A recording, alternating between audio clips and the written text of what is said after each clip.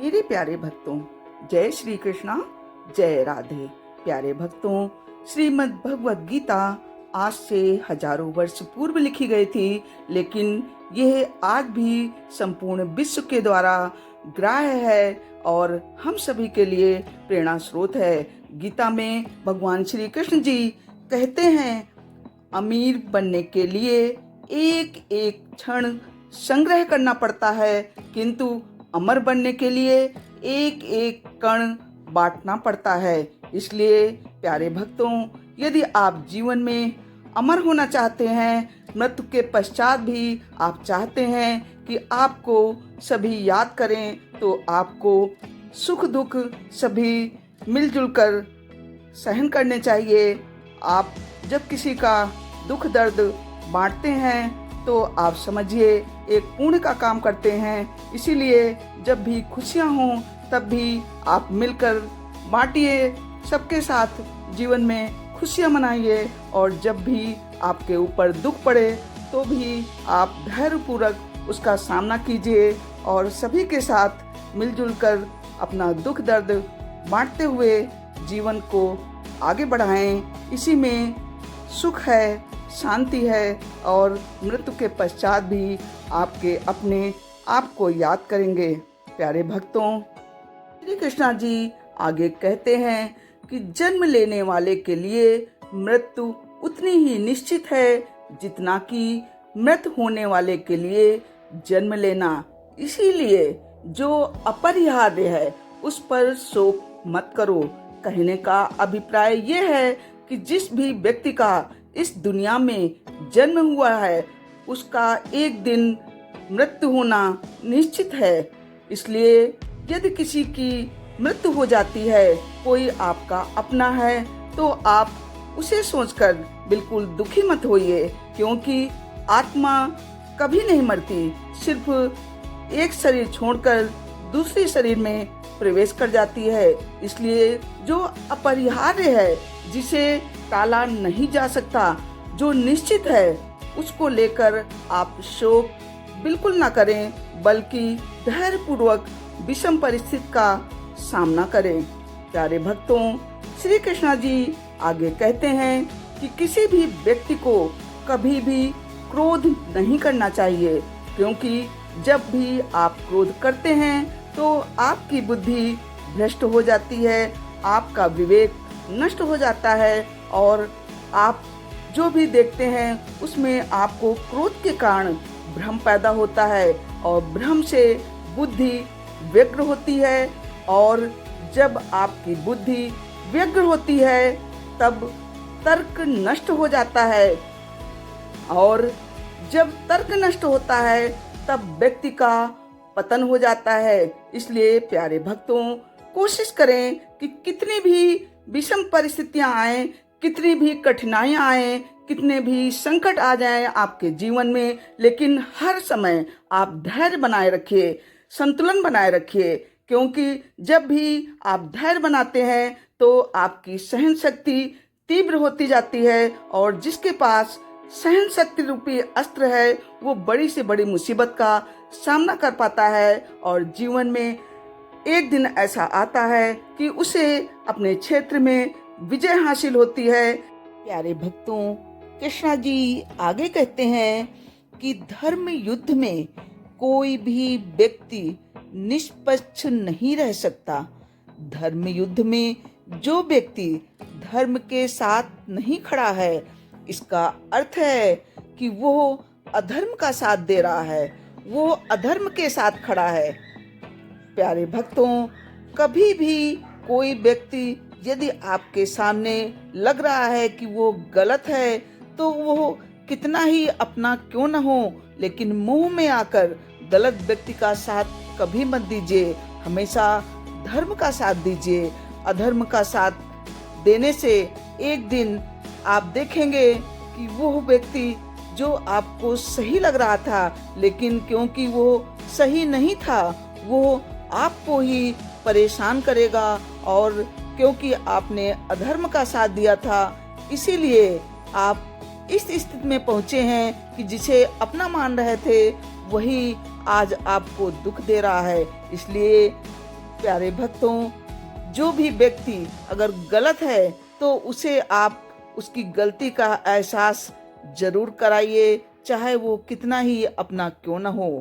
प्यारे भक्तों, कृष्णा जी आगे कहते हैं कि अगर कोई मनुष्य हमारे साथ बुरा कर रहा है तो उसे करने दो, ये उसका कर्म है और समय उसके कर्म का फल उसे जरूर देगा। लेकिन हमें कभी भी किसी के साथ बुरा नहीं करना चाहिए, क्योंकि यही हमारा धर्म है।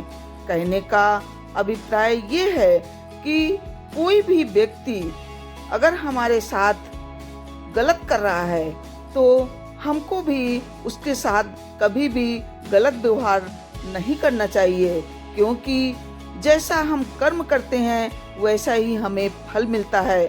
और इसलिए जो सत्कर्म करता है उसको हमेशा अच्छा फल मिलेगा, और जो गलत कर्म करता है उसके साथ अवश्य ही बुरा होगा। तो जैसा कि आपने गीता में भगवान कृष्ण जी द्वारा सुना है कि कर्मण्येव वाधिकारस्ते मा फलेषु कदाचन। श्री कृष्णा जी कहते हैं कि कर्म सिर्फ तुम्हारे हाथ में है और फल देना तो मेरे हाथ में है। और यदि तुम सत्कर्म करोगे, अच्छा कर्म करोगे तो मैं तुम्हें अच्छा फल दूंगा, और यदि तुम गलत कर्म करोगे तो तुमको गलत कर्म की सजा भी मैं अवश्य दूंगा। क्योंकि कृष्णा जी कहते हैं कि मैं हर जगह कण कण में तुम्हारे आसपास हर वक्त मौजूद रहता हूँ और तुम्हारी सारी गतिविधियां पल पल की मैं देख रहा हूँ। इसलिए कभी भी इस भ्रम में मत रहिए कि मैं कुछ भी छुपाकर गलत कर लूँगा तो प्रभु को पता नहीं चलेगा। प्रभु आपकी छाया की तरह हर प्रकार से आपकी मदद करते हैं, आपको अच्छे कर्मों का अच्छा फल देते हैं। लेकिन अगर कोई अपराधी है, आताई है, तो उसकी कठोर सजा भी देते हैं। इसीलिए कहते हैं कि युगे युगे संभवामि। प्रभु कहते हैं कि मैं हर युग में अवतरित होता रहता हूँ अलग अलग रूपों में, लेकिन मैं अवतरित होकर सज्जनों को उनका अच्छे कर्मों का फल देता हूँ और दुष्टों को, दुर्जनों को उनके गलत कर्मों का फल अवश्य देता हूँ। इसलिए प्यारे भक्तों, आप कोशिश करिए कि हर संभव जहाँ तक हो सके कोई भी अपने जीवन में ऐसा अनैतिक कार्य, ऐसा बुरा व्यवहार, छल कपट कभी भी किसी के साथ मत करिए, क्योंकि प्रभु सब देख रहे हैं। प्यारे भक्तों, कृष्णा जी आगे कहते हैं कि यदि आपकी कोई भी इच्छा पूरी नहीं होती है तो आपका क्रोध बढ़ने लगता है, और यदि आपकी इच्छा पूरी हो जाती है तो आप देखेंगे कि आपका लोभ बढ़ता जाता है। और इसलिए जीवन की हर स्थिति में आपको धैर्य बनाए रखना चाहिए।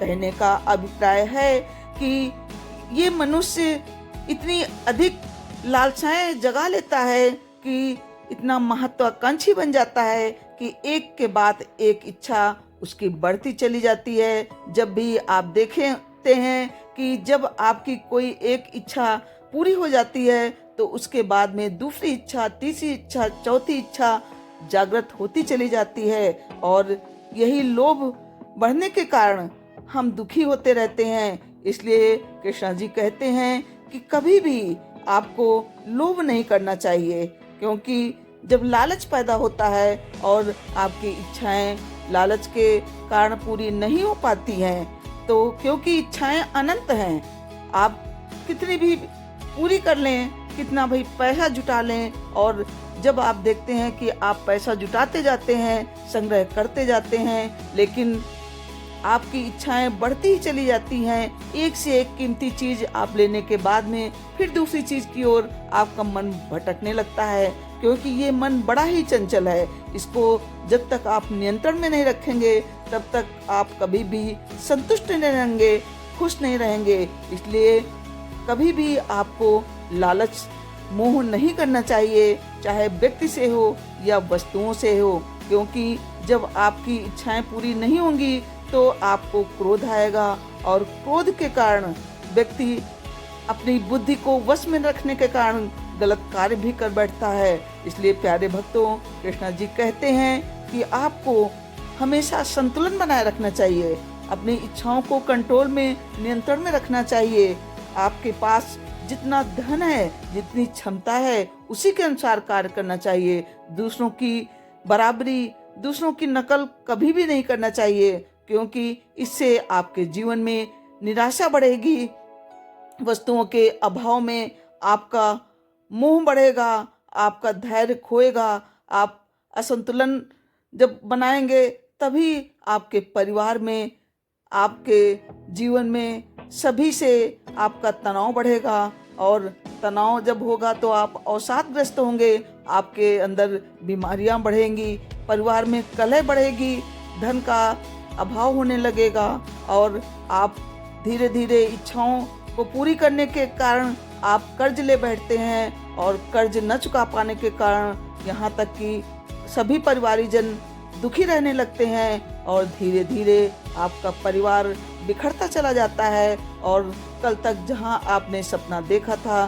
कि सुखी जीवन जीने का, इसके विपरीत आपका पूरा परिवार और आप दुखी रहने लगते हैं, और आपको ये फूल सा जीवन जो भगवान ने हमें 84 करोड़ योनि के पश्चात में दिया है, इस जीवन का हम आनंद न उठाकर दुख से परेशान रहने लगते हैं। और ये जीवन जो प्रभु ने बहुत ही अमूल्य हमको दिया है, ये हमें भार लगने लगता है। इसलिए प्यारे भक्तों, आप कभी भी लोभ मोह के वश में आकर कोई भी ऐसा कार्य न करें जो आपकी क्षमता के अनुसार न हो। प्यारे भक्तों, श्री कृष्णा जी आगे कहते हैं कि कोई भी व्यक्ति जो भी चाहे वो बन सकता है, लेकिन तभी बन सकता है जब उसको विश्वास हो, और विश्वास के साथ इच्छित वस्तु पर वो लगातार चिंतन करे।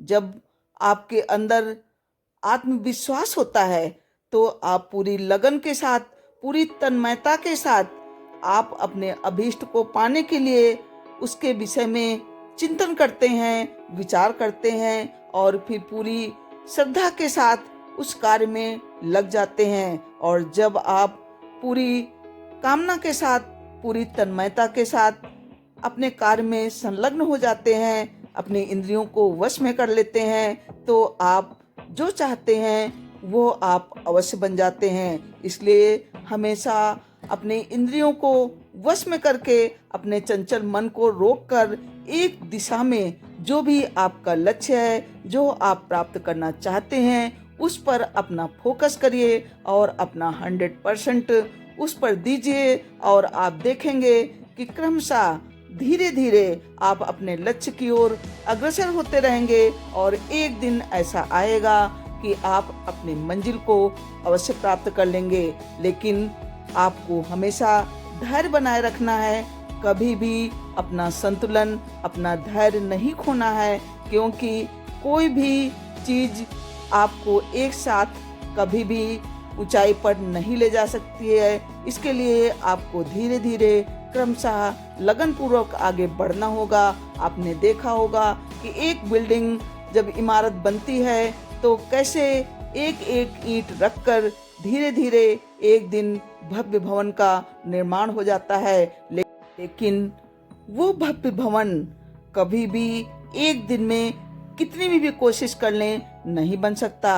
उसके पीछे हजारों लोगों की कड़ी मेहनत, लाखों रुपए और प्रतिदिन एक एक क्रमशः कर कर के धीरे धीरे मंजिल बनकर तैयार होती है। इसलिए प्यारे भक्तों, कभी भी आप ऊंचाई पर पहुंचने के लिए ऊंची छलांग लगाने की एक साथ कोशिश न करिए, बल्कि क्रम से धीरे धीरे धैर्य पूर्वक, लगन पूर्वक आप अपने कार्य में लगे रहिए। तो कोई भी ऐसा कारण नहीं हो सकता जो आपको अपनी मंजिल तक जाने के लिए अवरोध पैदा करे। प्यारे भक्तों, आगे भी ऐसे ही श्री कृष्ण जी के प्रेरणादायी उपदेश, ज्ञानवर्धक बातें जानने के लिए मेरे चैनल को अभी तक आपने सब्सक्राइब नहीं किया है तो लाल बटन दबाकर सब्सक्राइब अवश्य कर लीजिए और बेल आइकन को दबाना बिल्कुल भी न भूलिए, क्योंकि इससे आगे आने वाली वीडियो की जानकारी आपको टाइम से मिल जाएगी। और अगर आपको मेरा ये वीडियो पसंद आया है तो प्लीज़ वीडियो को लाइक करें, अपने मित्रों में भी शेयर करें जिससे कि वो भी लाभ उठा सकें। Thanks for watching. मिलती हूँ ऐसे ही नेक्स्ट प्रेरणादायी वीडियो के साथ। तब तक के लिए जय राधे, जय कृष्णा। आपका दिन शुभ हो, आपके परिवार में सभी स्वस्थ रहें, यही मैं प्रभु से विनती करती हूँ, कामना करती हूँ। जय भारत, वंदे मातरम।